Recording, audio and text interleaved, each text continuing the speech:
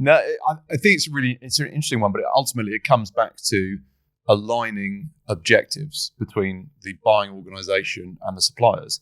And when it comes to things like sustainability, if you look at, like, for example, Scope 3, these type of objectives are, there's a much greater pressure on and incentive to companies to actually, really do meaningful stuff around these objectives. They have to now, and so they should. But that's filtering down into the supply chain, where again the importance of getting control over and leveraging your services supply chain is incredibly important, because of it's just a bit more. It's generally a bit more vague.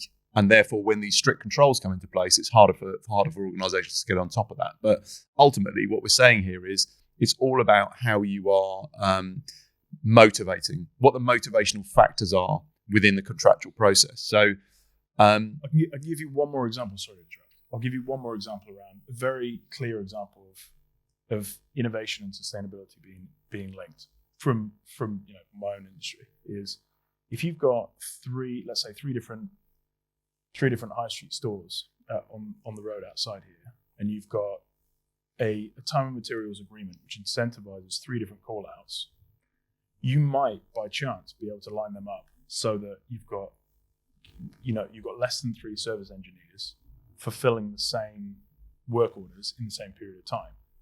But if you're not incentivized to do that, there's no guarantee that you would. If you could build that into the contract, and you could use density management to make sure that you had the minimum amount of travel time involved in filling out those service requests, you could still make sure that from the service provider's point of view, they've spent less time on the road, they've got less fuel, they've got less time that they're paying to technicians, engineers, etc.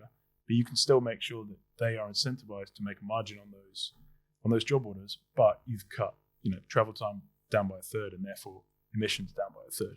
But unless you build that into the agreement, there's no guarantee that you're actually going to achieve that.